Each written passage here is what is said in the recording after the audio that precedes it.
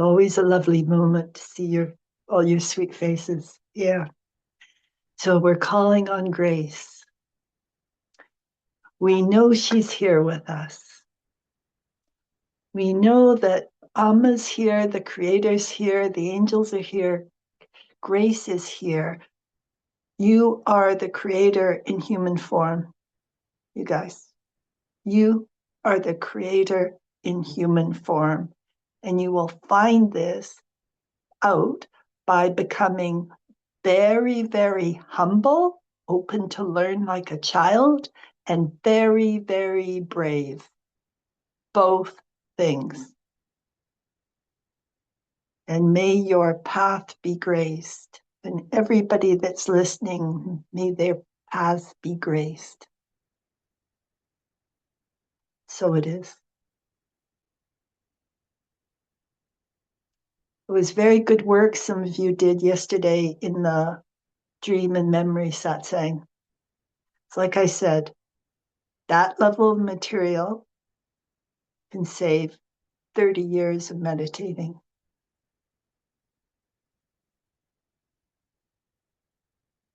And just stay willing to go deeper and be truer.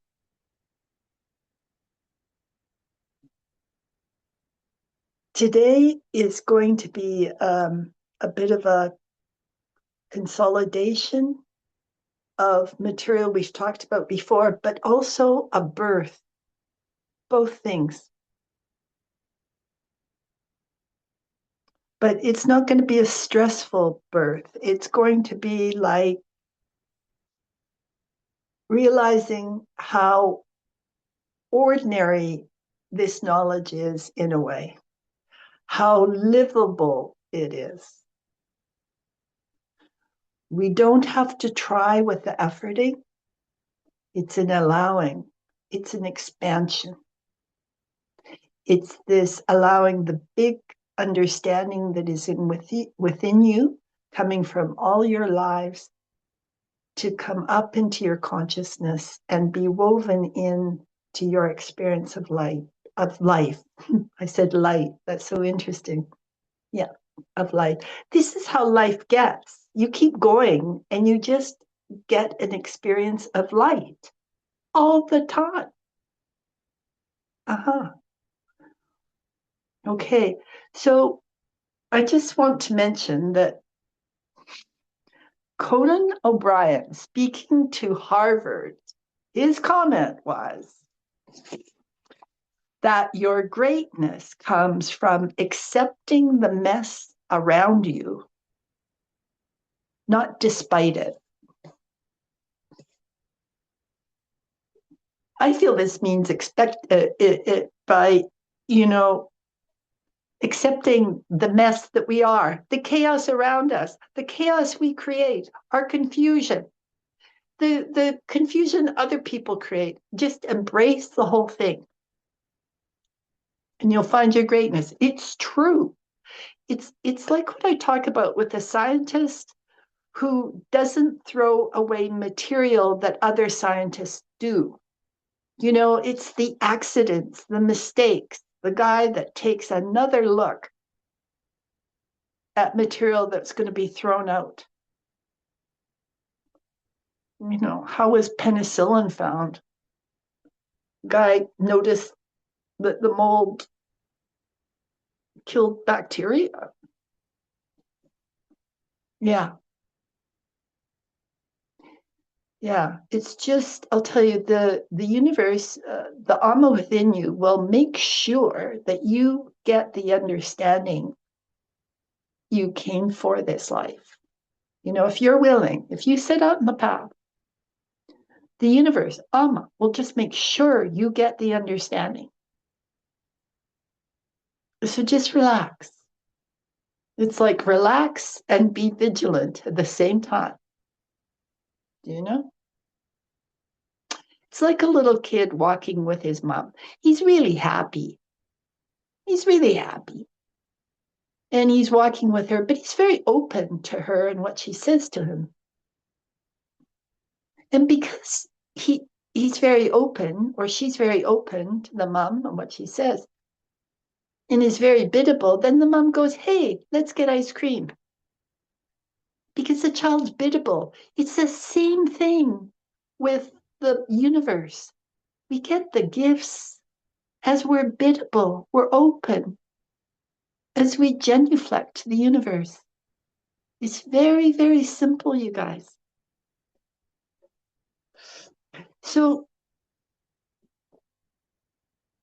I want to talk a little bit about before we set off on our lifetimes, before we set off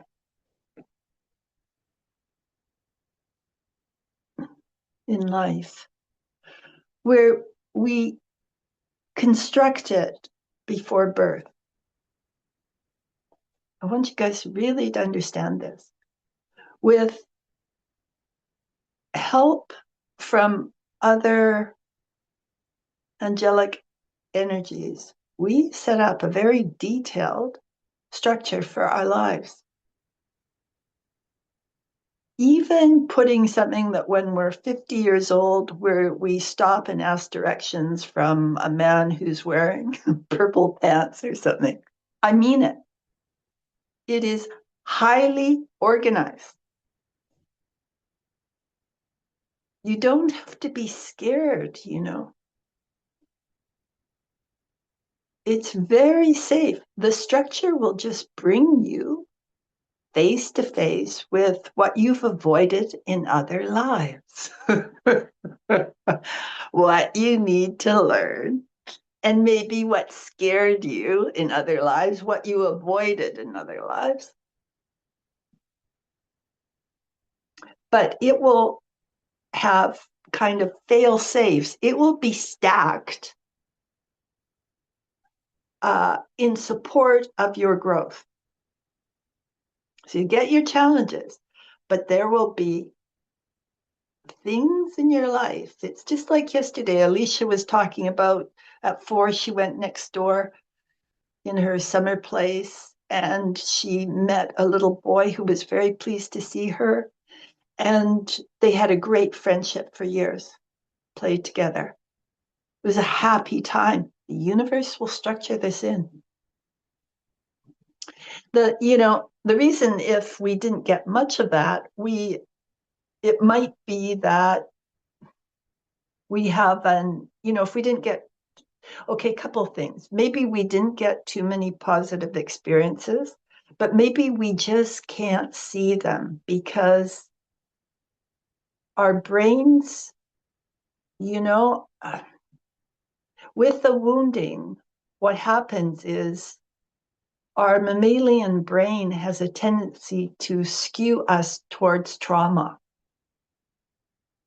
So when we're wounded, we will be operating just remembering the negative.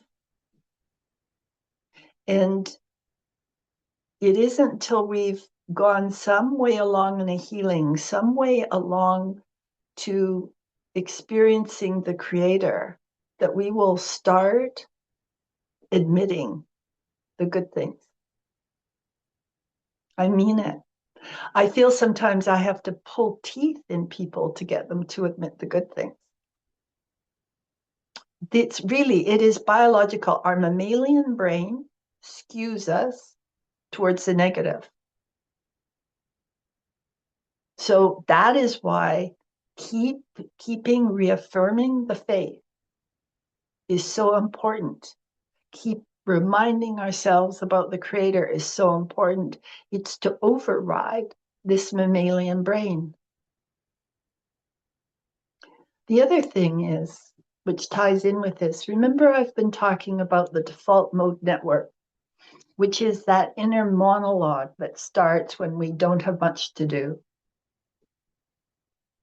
And actually, it's why the expression, I'm sure it's why the expression, the devil makes work for idle hands, because if we're too idle and we're sitting there listening to this stuff, we can get ourselves in quite a state, as you know. And what happens is this monologue stresses out our body. If we start feeling threatened or angry, our body starts reacting as if these memories that we're recalling about, say, something happened in childhood and it makes us angry in the present, our body functions as if it's happening right now, and we re-imprint ourselves with it, you guys. This is what's so deadly about it, and why keeping your mind up, keeping the focus, especially on the transcendent, is so important.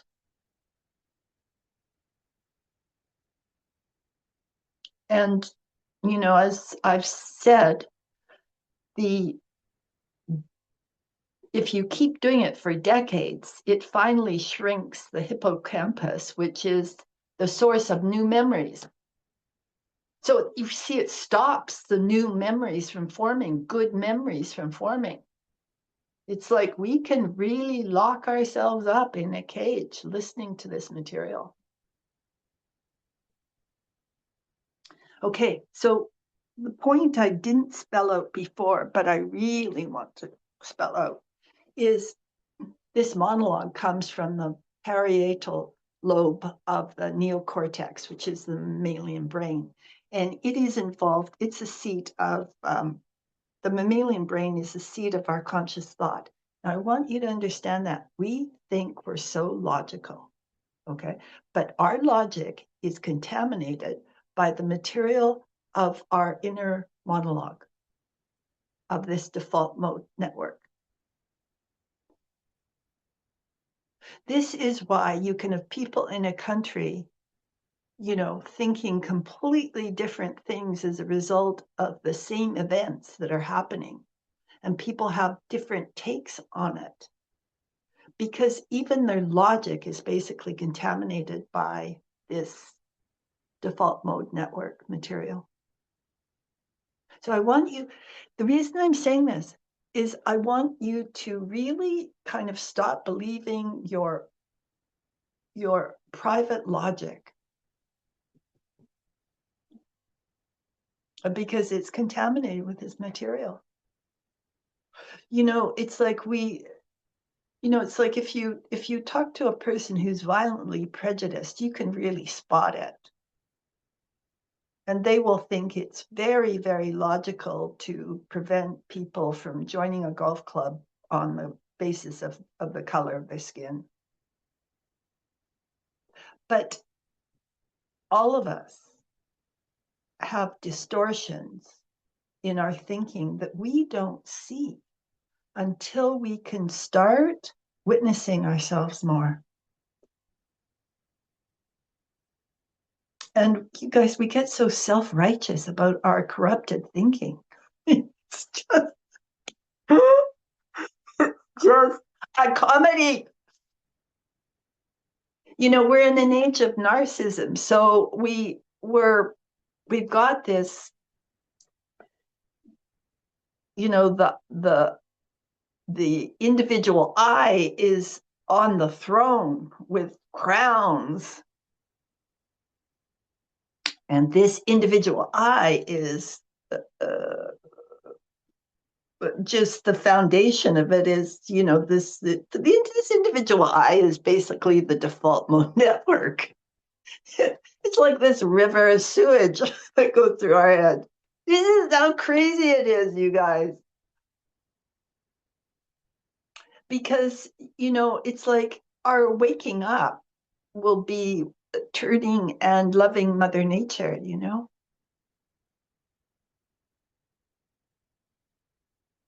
Yeah. I mean, this default mode network, many of us are running, and even many spiritual students, you guys, underneath, it's based on an exploitation of Mother Nature, an exploitation of others. I mean it. This stuff, is not, when our culture is doing it, we're all influenced, we all have it. We just might not see it. The reason I'm saying this is just so that you'll open up to learn, that you realize really our states. how impoverished we are. And then as you see how impoverished you are, you start having a lot of compassion for the world that looks outside you. It's really inside you, but I know it looks like it's outside. Yeah. Some of you are finding my words too strong, but I'm just, straight from the hip. I mean, it's just true what I'm saying.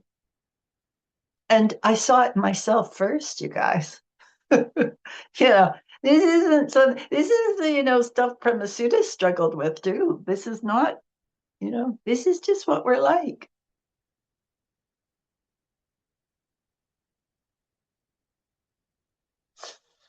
It's part of you are feeling diminished, and I'm not wanting to do that. I'm trying to like, you know,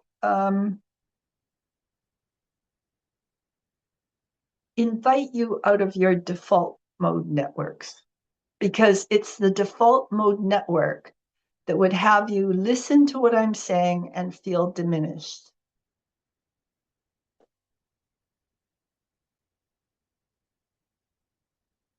Yeah, you guys. The most hopeful thing I feel about humanity is, we have four brains, and the normal person, their brains are going in different directions. So you know, they've got different points of focus that are going in different directions. And it's sort of like the noise of it is a cacophony. It's caterwauling. Our heads. It's noisy and not so pleasant. But the latest development is the prefrontal lobe, which is the seat of abstract thinking. So this is the part of us that can go, okay, I'm going to serve the creator. I'm going to serve society. It's the part that allows us to go beyond our egos, to self-transcend, to go to the abstract. Now, the prefrontal lobe develops after birth, especially 0 to 6. So if you want to have children who can think in the abstract and can devote their lives to something more than themselves, if you treat them really well between 0 and 6. Amma says, just show love between 0 and 6. She doesn't talk about discipline. She says, show love 0 to 6. She says, show discipline 6 to 16. And then after that, she says, just love them.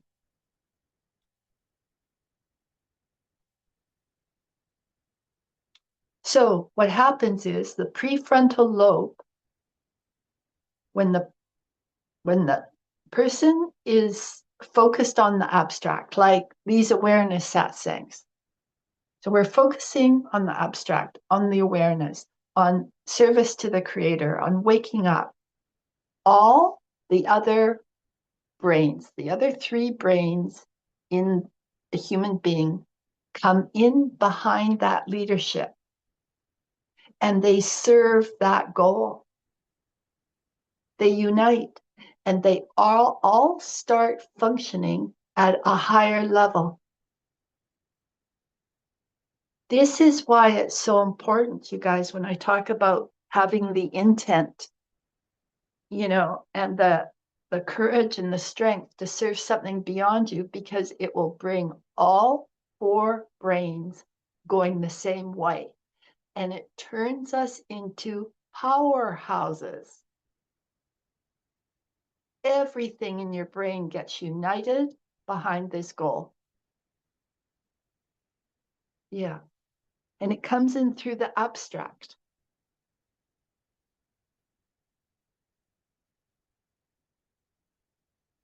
There is a very good book, if somebody wants to read it. It's called The Biology of Transcendence. And it talks about these the brains, like I've been talking about them. And I can't remember. I think the author's children or something. I can't remember. But he took his family and he went and lived in an ashram for about 16 years and wrote this book. Yeah, The Biology of Transcendence. I read it once 20 years ago or so, but the content really stuck with me. So, I think he was moving into truth too as he was writing it. And I've said to you that when people who are moving into truth, when they write, or if they are in truth, the words have tremendous power and it lasts generations. And sometimes it gets ignored in the next generation, but brought up after that. Yeah. Okay, so in utero, Amma says, we go, I'm going to do it this time. I'm going to do it this time. Please, please, please help me do it this time. I'm going to do it this time. Yeah, really. She says this. And you guys, not that she needs any confirmation, but my experience confirmed this because when I was in utero and I did this through meditation, this material came up. I was sitting there, kind of half formed like you are when you're in utero. And I could feel my mother's chemicals of her upset. I could feel my cells being affected by it and growing in it. And I had this tremendous fight going on of feeling this material coming on and going, I'm going to get through it this life. I'm going to get through it this life. This is how real these little munchkins are, how alive they are, how awake they are, how alive and awake you were. You were.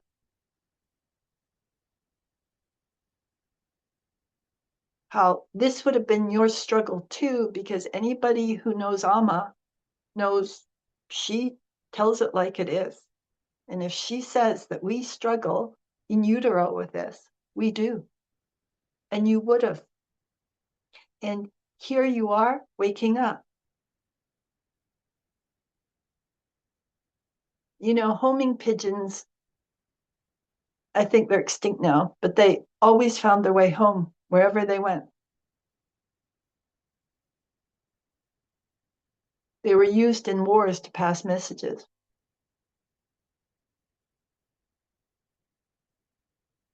We have a homing pigeon within us. We've got a true north compass within us. And the more you awaken, the more your inner experience, you'll be able to register truth more and more clearly when it's been spoken to you and when it arises within you. There'll be less and less confusion over time, a bigger and bigger connection to truth built.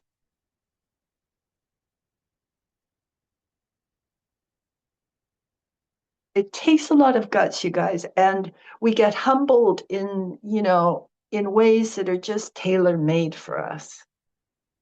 In the most excruciating way we possibly could be humbled. This is what happened. Okay. It's, what my expression was like.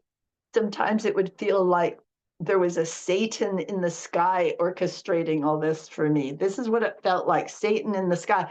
But it is a clearing of our egos. There's no Satan. It's clearing the material in our egos that have everything backwards. It's why evil is live backwards, because it's like what our ego does with our life force. It twists it and reverses it. So what is just live becomes evil. It's when, in my experience, evil is when it's control, basically. trying to control this river of love that life is. The other thing we talked about as part of the consolidation of the information that's been coming to you, we talked a lot about how prayer soothes the body biologically, physiologically, how it stops the cortisol from being excreted, that reduces the inflammation. It brings us back to feeling unthreatened, basically. And remember, I talked about how during prayer and meditation, our blood goes to our extremities. So it reduces the feeling of separation between us and the rest of the world. And that's really, really important, you guys. Anything that reduces your feelings of separation to the rest of the world. Because right now it's a time of, where if you read the media, on your phone, it's all about building, a threat. It's all threat. Watch out for this. Watch out for that. Yeah. There's no threat, I mean, we can feel it, but it's like we're just lost in our movies. I mean, we're eternal. We're never going to die. So it's just like a person who knows they're going to be rich forever and ever, no matter what they do. So they just relax about money. It's like, It's the same thing with, you're never going to die. Your true nature is eternal. And if we changed our child rearing practices, kids might have a stronger sense of that, of their eternal natures, of their eternal worth, and that would do a lot of good. We talked about, the last child who remembered the sky. We talked about the 200 kids who were 7 and 8 between 1805 and 1815, who felt the sky was changed, and that before that time the sky was bluer, the air was thicker. One child even saw geometric patterns in the sky, and another saw waves like, when you look through water at things. That's what the sky used to look like to him. And all of these 200 people on their deathbed said something was done and altered the sky. But I talked about how at 7 and 8, which is, these kids were all between 7 and 8, between 1805 and 1815, when this was supposed to happen. That's when Jean-Paul Piaget, who's a psychologist, said that around 7 or 8, the child leaves more of its direct perception and goes through the concrete operational process. They learn how to use logic. And at the same time, they lose something.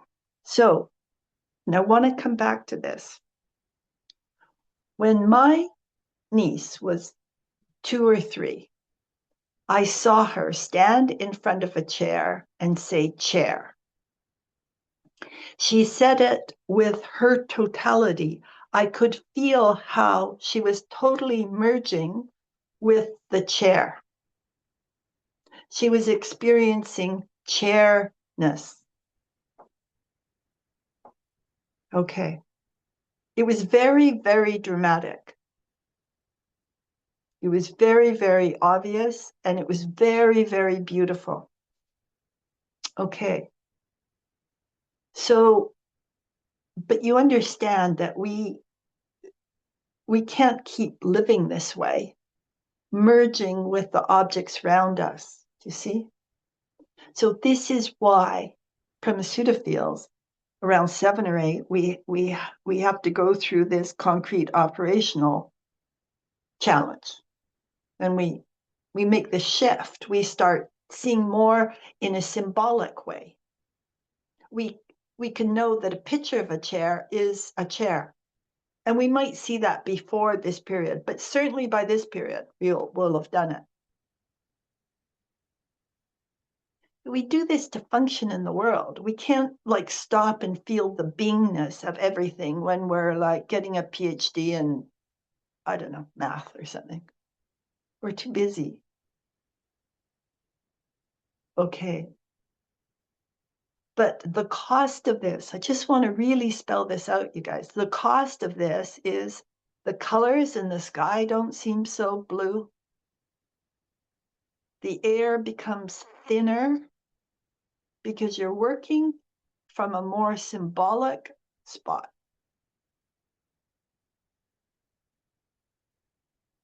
It's why the magic of childhood leaves many of us. And I really want to emphasize this. This is why logic, pure logic, cannot take people to God. Because actually, when it comes on with us, we are losing our connection to God. You get it? So logic is never going to take us to God. What will take us to God is when we recover some of what we've lost. It's like I told you when I felt the stars suddenly become close to me. The colors are brighter to me.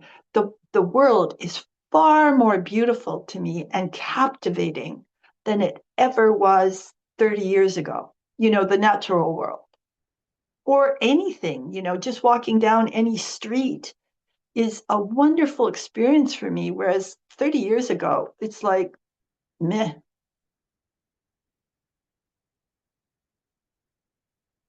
Because Premasudha's recovered what she lost. And really, I remember saying to somebody, I was talking about how thick the air was. And I realized when I was speaking to him that for him, the air was very thin and that I had forgotten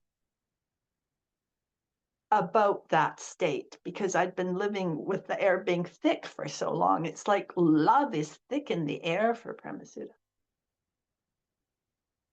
So what I'm emphasizing is you can recover this lost connection. And when you do, you will see logically why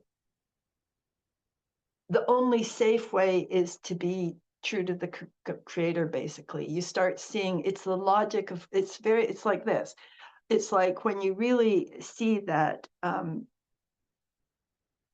when we poison Mother Nature, we poison ourselves. When we spray our food with weed killer and use really harsh fertilizers and eat this food, it's killing us. But it's way easier to see when you've woven in more of this, of your childhood experience of life, of when you've woven in your connection to your heart more. When okay, I found it here. When you're connecting up with your innocence, now I can feel it in you guys. Your innocence has been catalyzed and it's kind of, it's right there with you. And it's just you to like make a connection with it, but don't try to make a connection.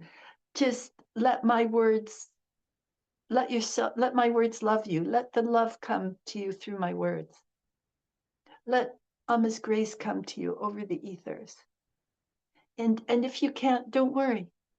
Or if you're arguing with it, don't worry, it's still coming. You'll get it today or tomorrow or the next day or, in a month. So don't worry. Please. That's the most important thing, is not worrying. Just be like a child. It's like the child, the mom saying to the child, Christmas isn't tomorrow, but it's coming. It's coming. It's going to come. It will, you guys. If you just keep on this, and many of you can see the changes already, and the changes speed up as you go forward with more and more confidence.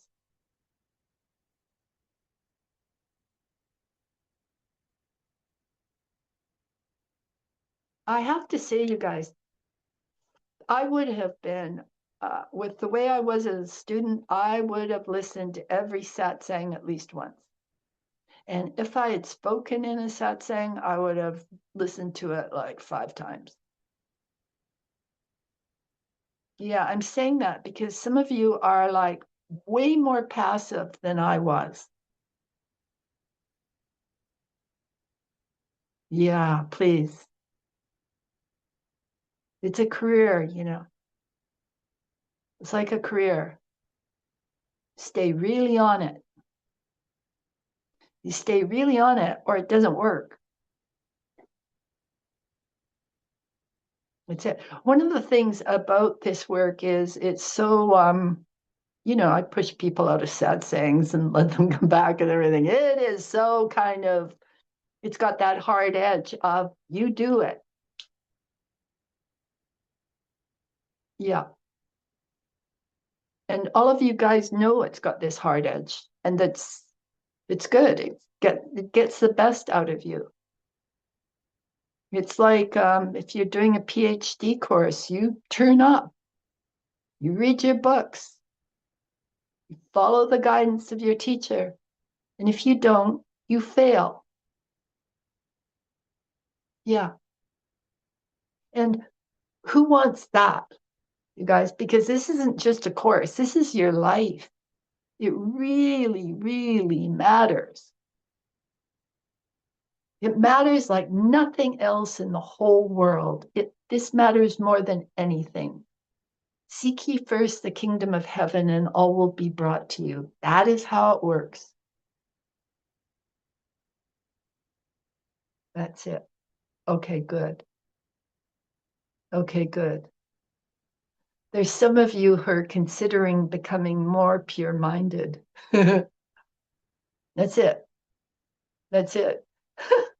I get the funniest visuals working with you sometimes. You know what I just saw was some black snakes leaving your heads.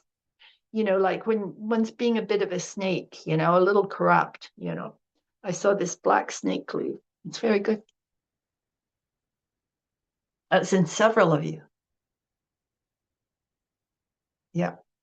It's very entertaining. Oh my goodness. So again, as part of this consolidation, we talked about how, in the double slit experiment, when light goes through, that when it's not watched, it goes through as a wave.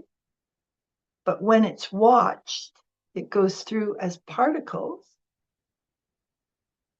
And so if you think of a rifle shooting a bullet like a particle, but then when they look at all the kind of marks of all the bullets, where all these particles of light landed, it makes a wave.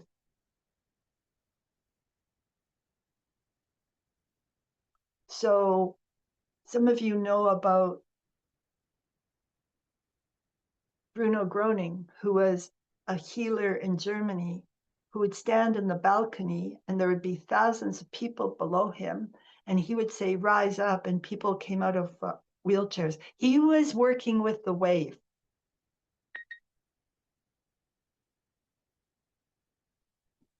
That's how real it is. And I mentioned before that we have the bell curve,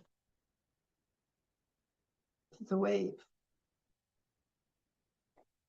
And I was saying, we have a duality. So we will have the best and the worst of whatever we're measuring. And if we try to fix that at all, and we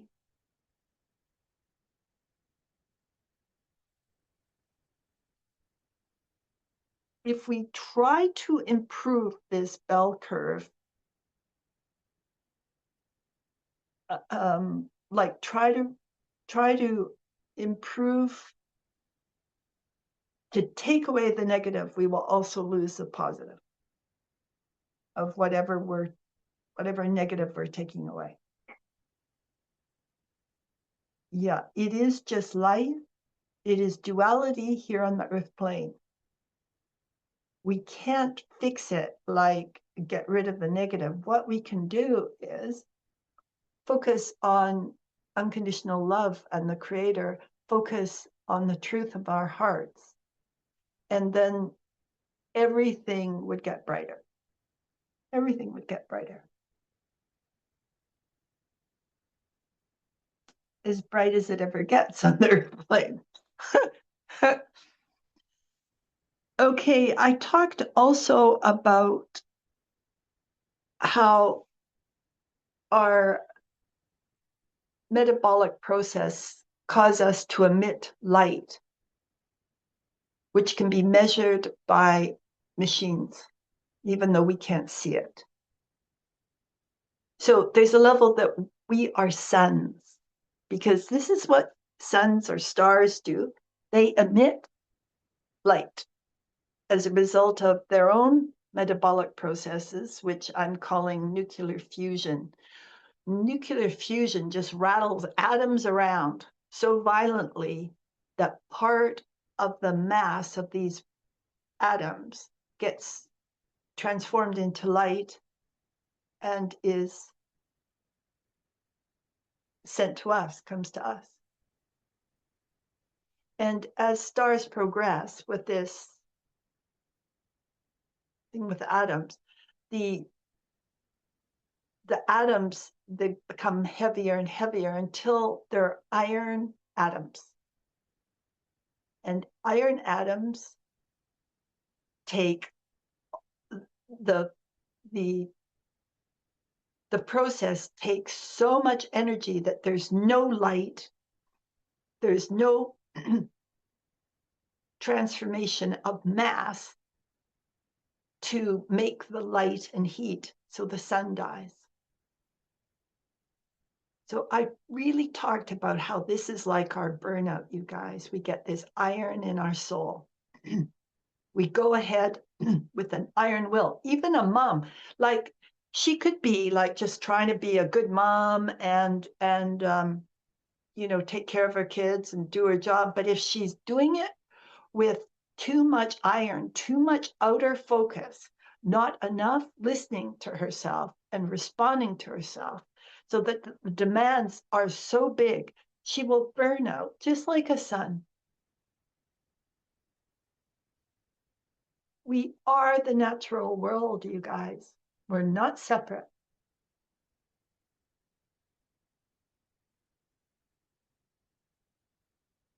And I talked about how John Paul Sartre wrote that book, The Iron in the Soul.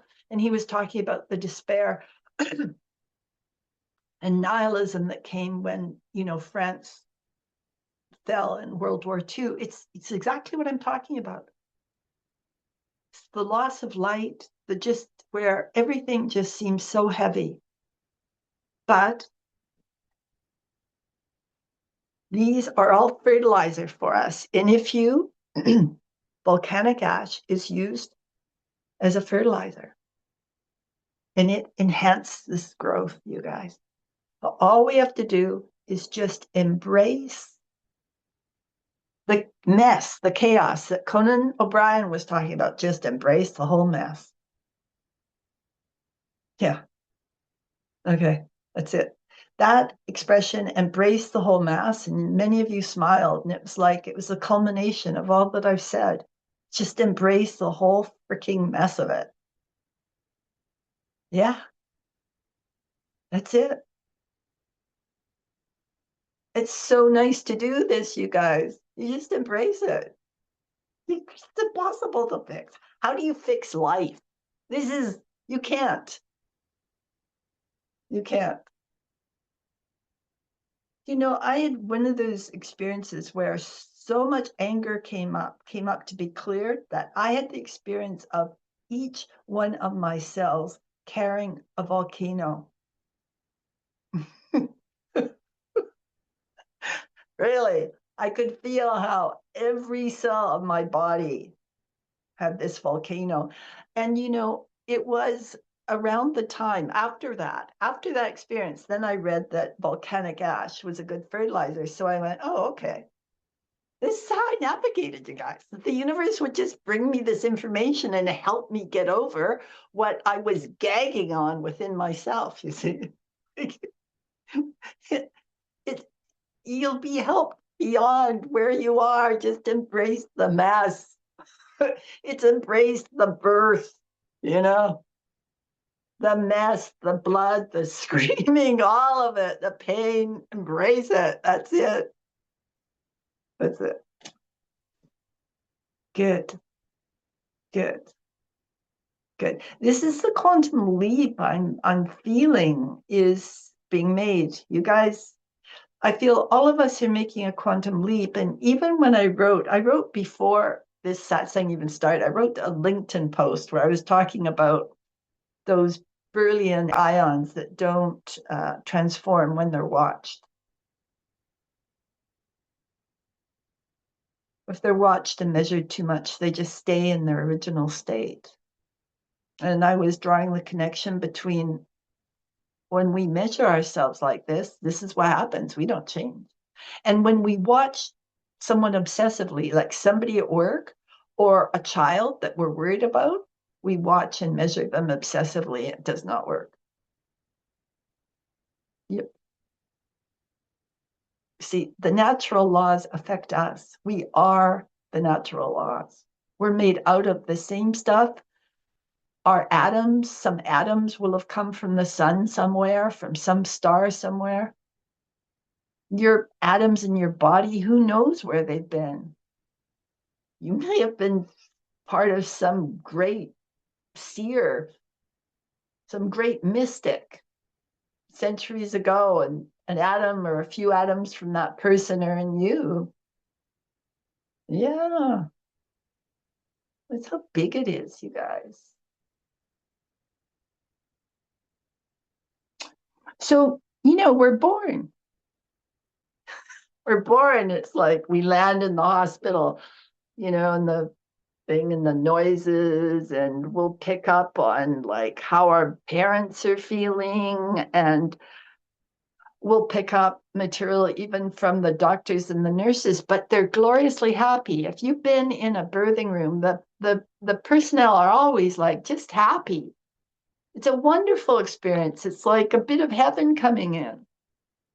Yeah, there's an expression, an Irish expression, I think. The baby brings its own welcome. Yeah, we inspire you, and you would have inspired a welcome. You inspired a welcome at birth. It would have happened the same way it happens in birth. The doctors and nurses get very happy.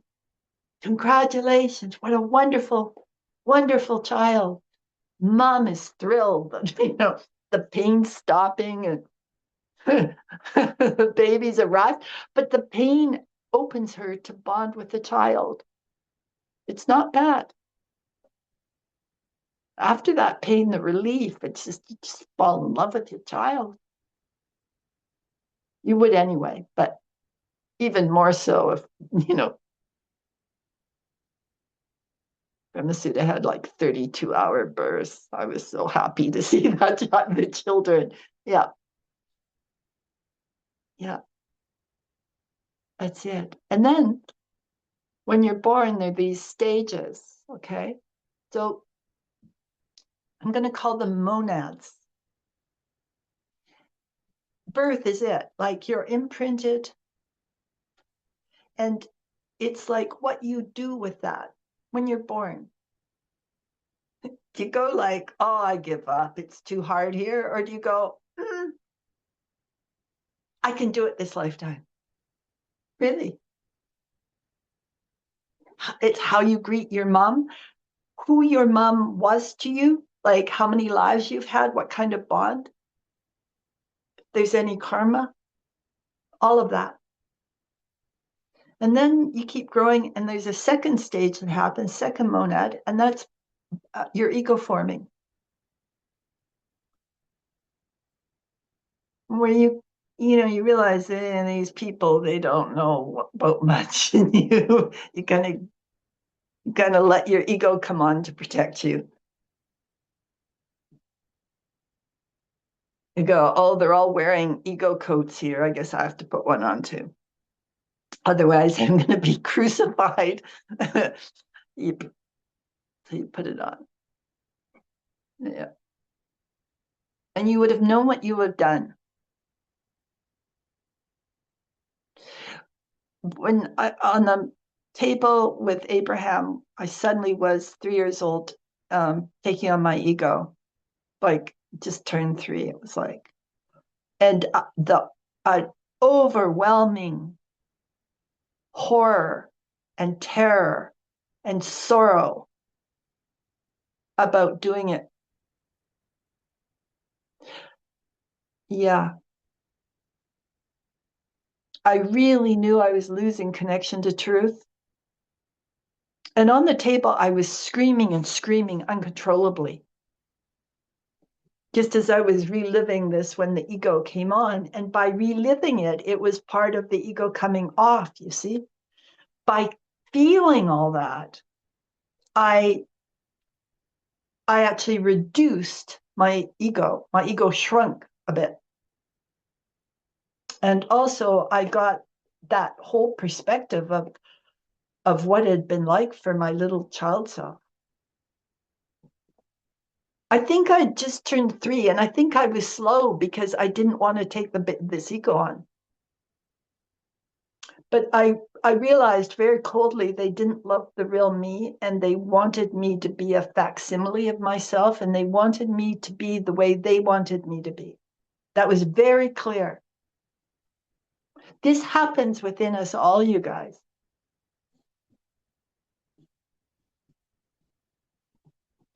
This is what life is like when you look at a chair and you become a chair, just like that little one did. You see, this is kind of where Premasudha lives and where I speak to you from. It's kind of that innocence regained place. Innocence, innocence lost, innocence regained. We can all regain our innocence. And with that comes this burst of understanding. Yeah, you get a huge landscape of a much, much bigger understanding and compassion. That's it. And just go, me too, you guys. And remember, we're all biased to think that it's a mess and it's hopeless. Okay. Remember that. We're biased that way. I used to think it was a mess and it was hopeless. Now I see the beauty of what I went through, but I went around for years going, this is hopeless. I feel like a mess. Nobody loves me. Nobody gets what I'm trying to communicate. Really.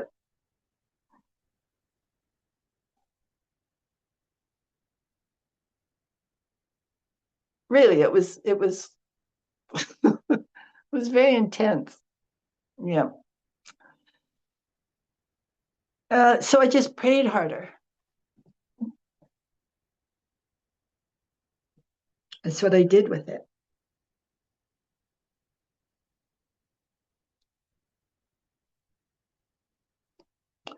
So then there's a second monad around when we leave home, which in my generation would have been like 18 to 22. But it gets very delayed now, so I don't really know. Anyway, what happens then is, all of us want to grow up, but then when you grow up, I'll talk about me. I suddenly realized I actually had to deal with the outside world. I had to make my living. I had to deal with it. That was so depressing. And all this kind of fear, this heaviness came on to me. It was like, yeah, a real heaviness. And it was, okay, after money. Now, that heaviness was exactly in proportion to the amount of fear that I took on 0 to 6. This is how it works, you guys. The amount of fear you took on from 0 to 6 is what you feel as heaviness, constriction, imprisonment, just when you're leaving home. It's like you start experiencing your chains. And the fear comes from other lives. It's just was imprinted again.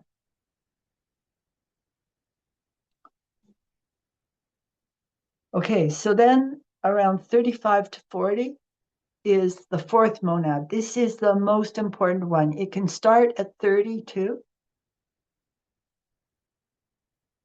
It kind of can start slowly at 30, but between 35 and 40 is kind of the most intense and insecure time, as many of you know, or you're going through it right now in that age.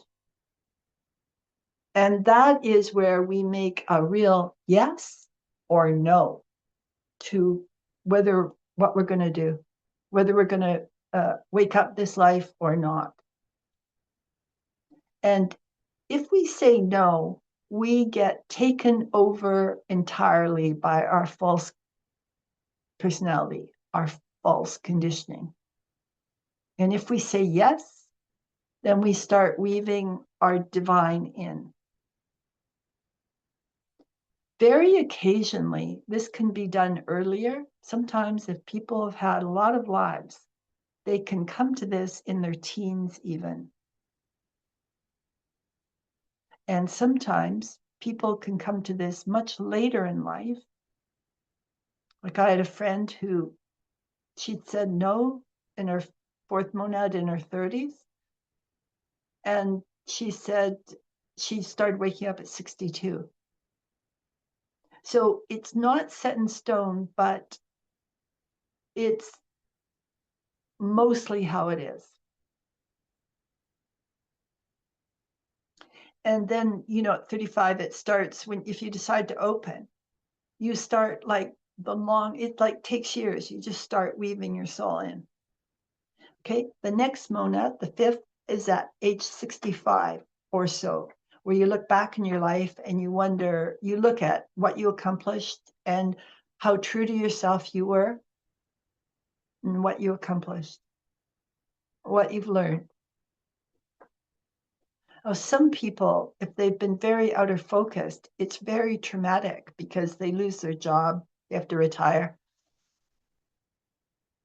And they lose a great deal of their sense of worth, or they refuse to retire and just keep going to avoid the whole reckoning. They just stay busy. Then the sixth one is you get the disease that's going to kill you. And then there's the next one, the seventh, is the point of death. These are all challenging periods, crisis periods, set up to facilitate your learning.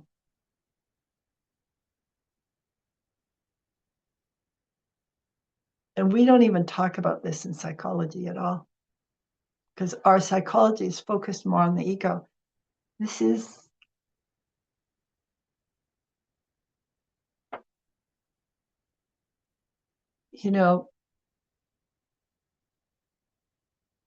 I feel this approach would be more a return to center, more to the truth of things. This is a more helpful psychology, If we all knew that between 35 and 40, we're going to feel very insecure, we could be gentler with ourselves,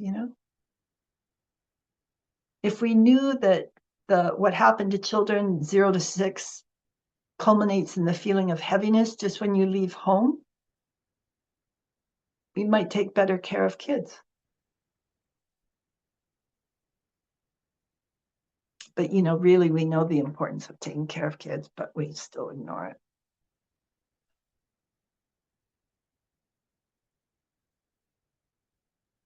So you can look at your life from these perspective, and it's part of why, I talk about, that you can ask your parents about, if they're still alive, you can ask them about your early childhood and what your birth was like and how they were feeling. Because it can help you go conscious on the material that creates that default mode network. Yeah. I hope that this has helped you digest the material that I've been talking about, so that it will be more useful to you this way, put this way. And in a way, we're all going through a whole new birth right now. There's this quantum leap going on.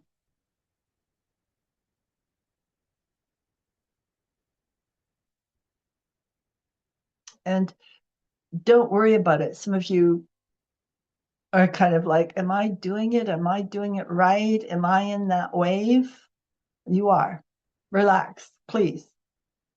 You won't even see that it's a quantum leap till afterwards. It's just, I see it. Yeah, don't worry.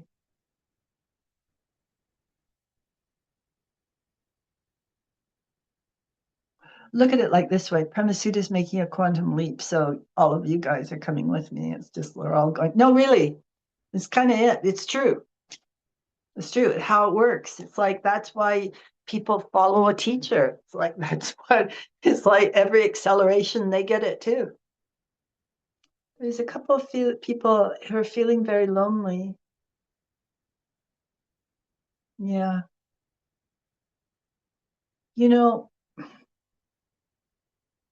It's not a bad thing if it makes you turn to the creator, turn to Amma. Do that, because you're just feeling your own separation. You're really connected. You are part of all that is. Amma calls us, we're her children. She sees us like her. Just, she doesn't see any separation at all. And that is the truth of it. That's it. That's it. That's good. We're all in our separate skins. We all walk on our two legs, but, so we feel separate, but we're not at all. It's like the universe has produced all of our minds. All our minds are produced by our soul, you guys. Everything is your own soul. Truly. That's why, however you treat somebody will come back to you sometime, this life or another, because it's all you. So of course it has to come back. There's nowhere else for it to go. Yeah. This is what this quantum leap's involved with, is seeing that you're not as separate as you thought. That is it. And the more, if you really experience that you're not separate at all, that's the best. But any movement towards that will help. And that's why I've been talking about, how we are one with the natural world.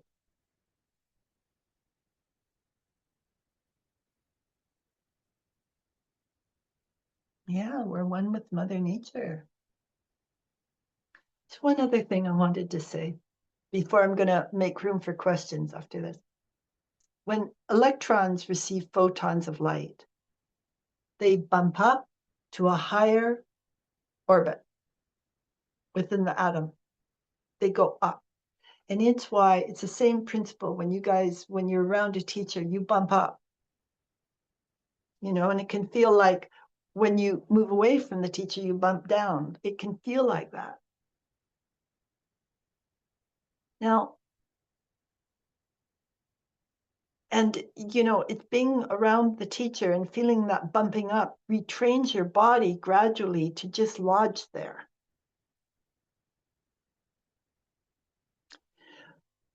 Now, when an electron emits the photon of light, when it lets it go, it drops down again.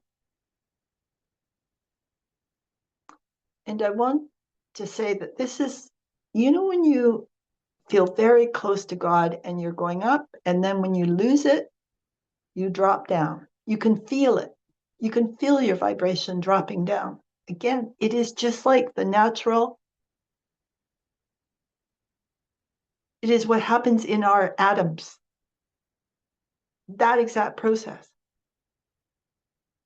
When a teacher, it goes away with self-realization. Self-realization, you don't get tired the same way when you're teaching. You just got this channel to the creator. But before that, when you give out, you can get quite depleted. And sometimes you can still get depleted, but not so often. But you can get depleted. And it's like you've given the light, do you know? And you have to come back to yourself and fill up.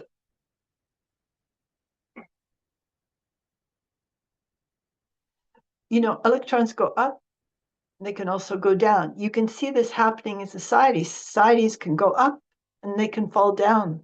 And people can behave one way, and a decade later, they could be functioning in a much lower state, doing much more corrupt stuff without really realizing that they'd changed their behaviors, that they had fallen in the light.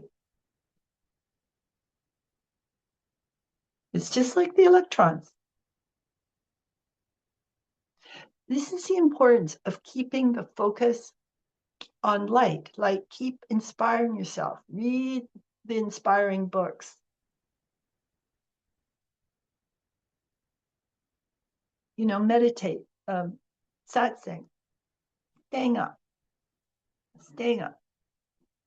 And, sometimes integration means that we have some kind of negative experiences, and we might not always be at our best. We may do something, function badly somewhere. Just embrace it, forgive it, and get back up. Don't roll around in it. We all goof. Truly. This is why I've told you so often about my goofs, because it's like, it's how it is. Yeah. A human. It's like all saints have a past. It's like, you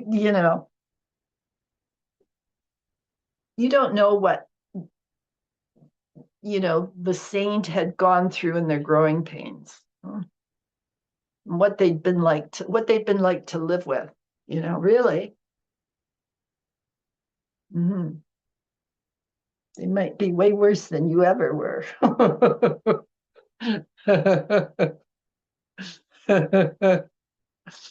Yeah. Okay, questions. Does anybody have any questions or comments or?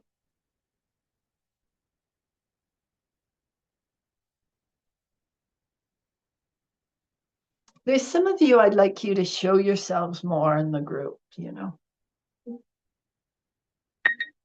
Some of you send emails to me, which is fine. I'm always happy to hear from you, but some of you are avoiding the group by doing this. Like special relationship with teacher, and it's like, yeah, you got to come forward in the group.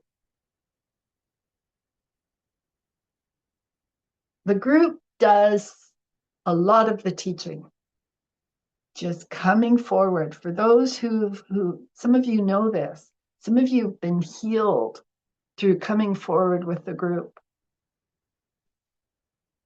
Because everybody's wishes you well, you guys. Yeah, really, this group is really adorable that way, This group is actually more aware of their own frailties than they are critical of others. Actually, as a group of people, that is the way you are. Namah Shivaya. Sweet one. Namah Shivaya. How are you? Better. Yeah, much better after Good. our communication. Yeah. Oh, good. Oh, good. Yeah, you look at it. yeah. It feels It feels all fine now, like some kind of fear about the way and not doing it the right, something like this just vanished. So yeah, I always imagined the picture with the speedboat you gave me, and it makes me smile. I love that.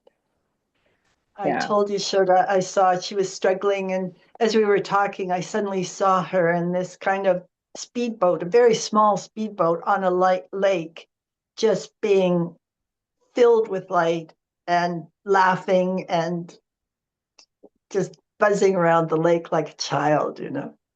Yeah, Yeah. yeah, Yeah. right.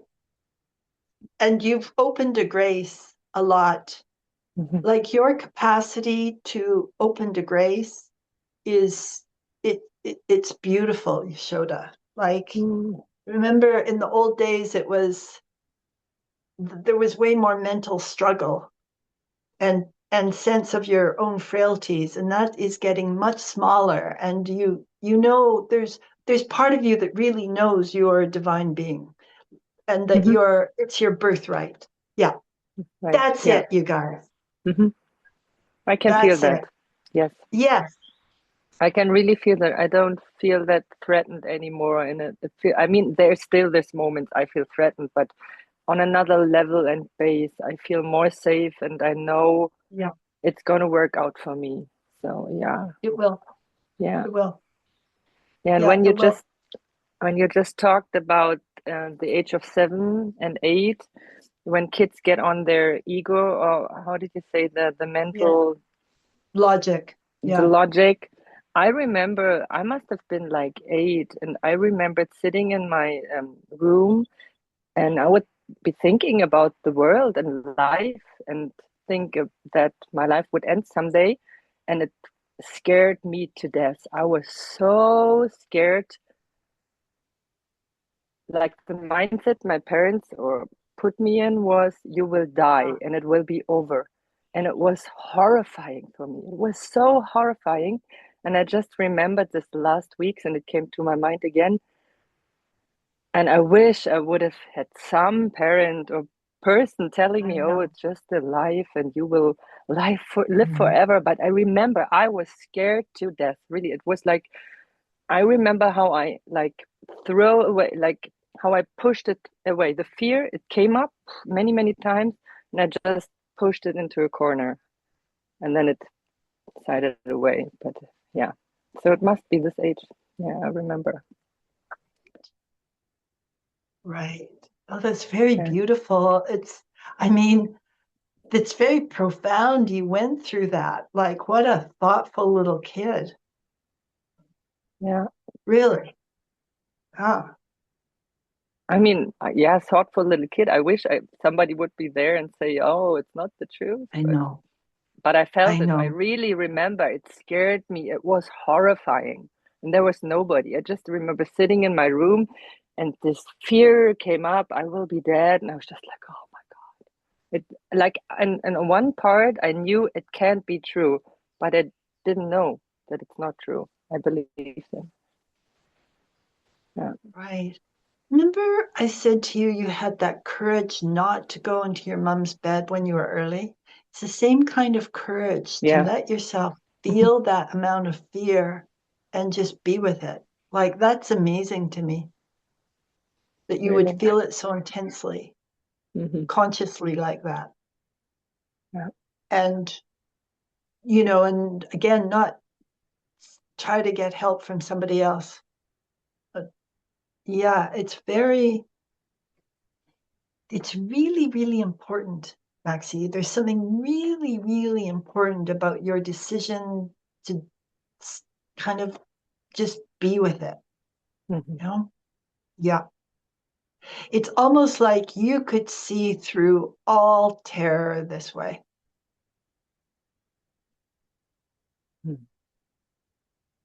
Yeah, I can feel that's like it's kind of like, oh no. yeah. I But feel. yeah, I know. So this is the trouble. This is, the trouble with talking too much. Mhm. I was trying to encourage you, just saying, yeah, you could keep up that Yeah. kind of thing. Yeah. Hmm. Right. The same courage to see, the same courage to be with, the same courage just to keep looking. It's like, yeah. And you didn't go into drugs, you know. Your adulthood didn't go into drugs. I mean, Not at all. Never. yeah. Yeah, awesome. Awesome. It wasn't a possibility. It wasn't even a possibility. No. No, but that's a credit. Truly. I No. mean, truly, people go into drugs because to avoid this kind of stuff. Yeah. Yeah. Just want to see. I almost feel like I've made a mess with all my words. I feel like I'm going to have to sweep up. I feel like energetically I'm sweeping up some of the things I said, like, because I don't want to disrupt your process. This is, you know, Amma doesn't talk. I increasingly I see the wisdom of it, but you know, in another way I have to talk to reach you guys. So um yeah. So I just swept it all up. Good, Yashoda. I'm happy to hear this. Yeah. Yeah. Right. Good. Yeah. Yes, you are. Good. Yeah. Yeah, no, Shivaya. Yeah. There's still time for anybody else. Lalita. I want you to Hi, Premasudha. just, yeah, sorry, sweetie. I want you to express something to the group. Like, I felt I you. want you to, it's sort of like, I want you to know how safe it is, the group, Hmm. you know? Yeah, I feel really grateful and calm, like much better in my body. And last week, I was contemplating on two things. One is anger, like how I wasn't able to express it, my anger, Right. and it was causing this, this default network you were talking about. So I think it was Yes, impacting exactly. my health, right?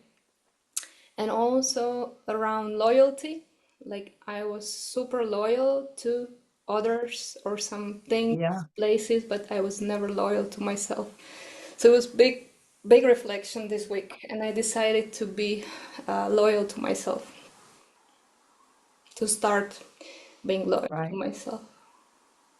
right. It's above all to thine own self be true. Yes, yes, yes.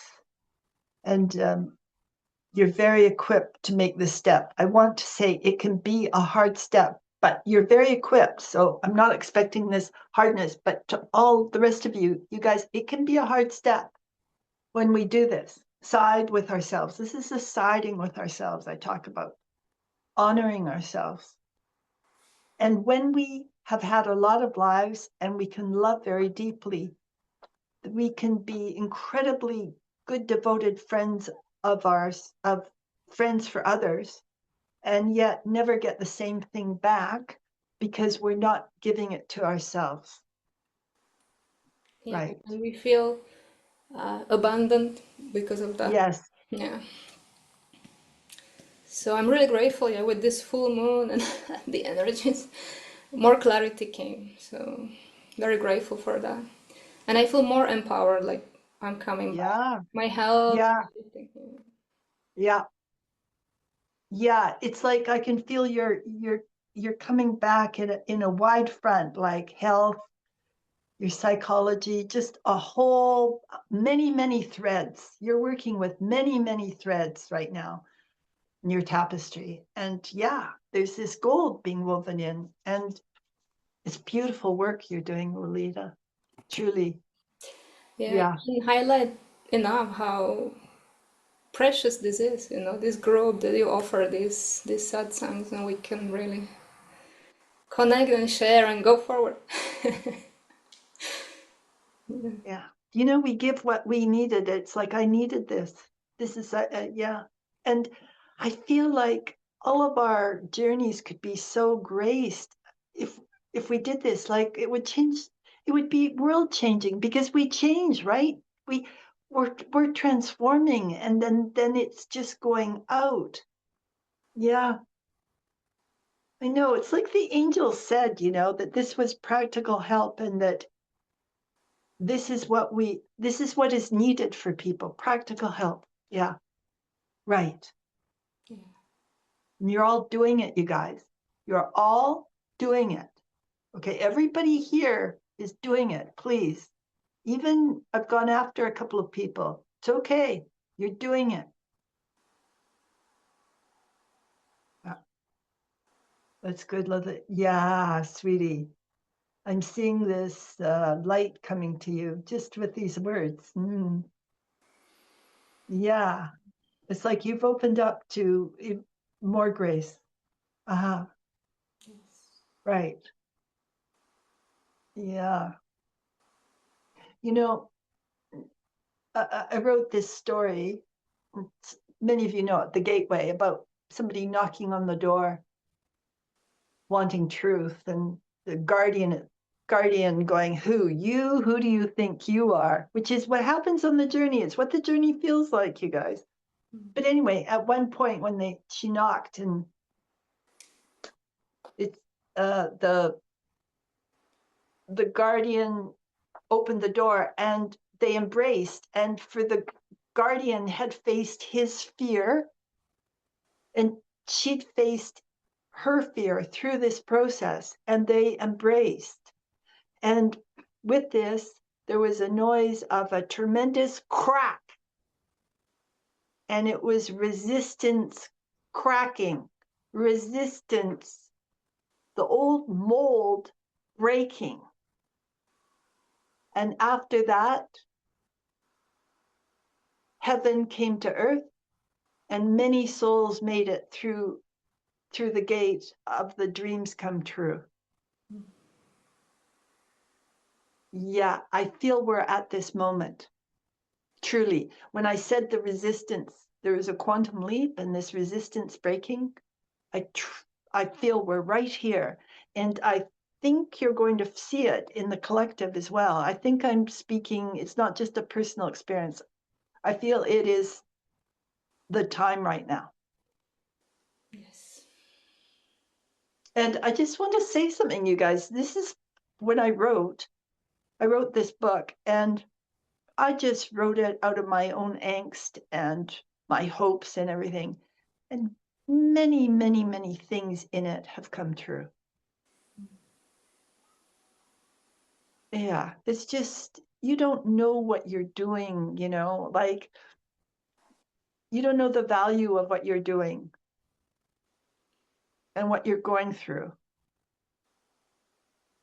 Yeah, please remember that.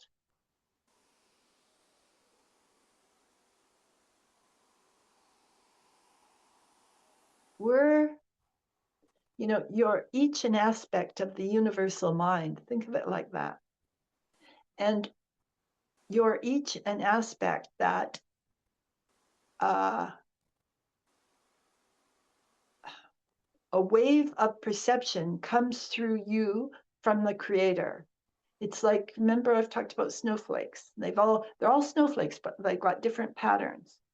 So you have a different pattern of perception from which to experience life and then to give your gift from this.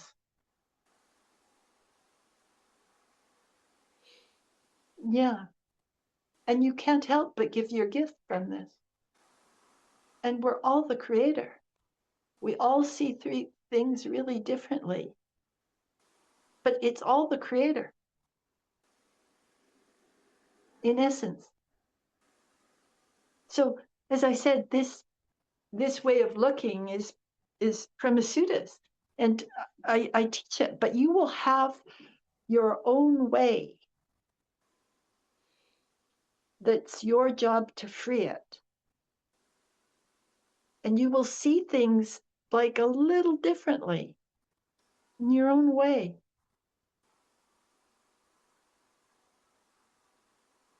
This is why, if you bring a whole bunch of enlightened people together in a room, they won't agree. They'll love each other. No, I mean it. They won't agree. but they'll see the divine in each one's view. So please, your differences are valuable too. Your point of pain is the other side of your great gift. The thing that has caused you the most excruciating pain is your great gift.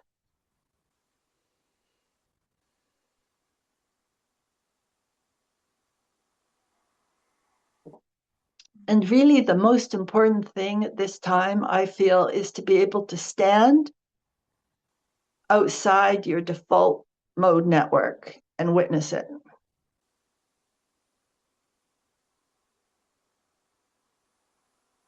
And, more and more develop a solid footing where you watch your default mode network without falling into it.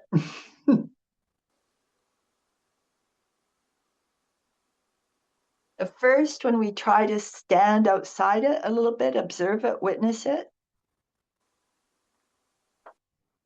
we get caught in it again. And the only thing that makes that a safe place to stand is where it's coming from the creator. Yeah, it's not just I want to get out of this default mode network. I want to get out of these thoughts. I'm going to try to enforce that. No, it's when that you've connected to your soul energy enough that you actually can stand outside it.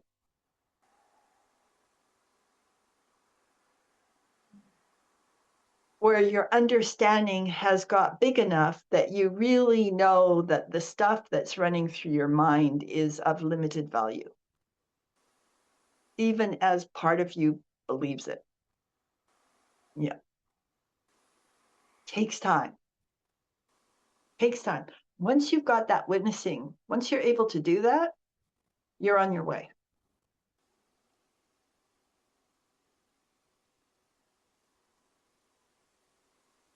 Well, it's funny. I don't want to say goodbye to you, but my voice, I'm tired of talking, and I don't want to mess things up by talking too much more. I'll have to start sweeping it all up again.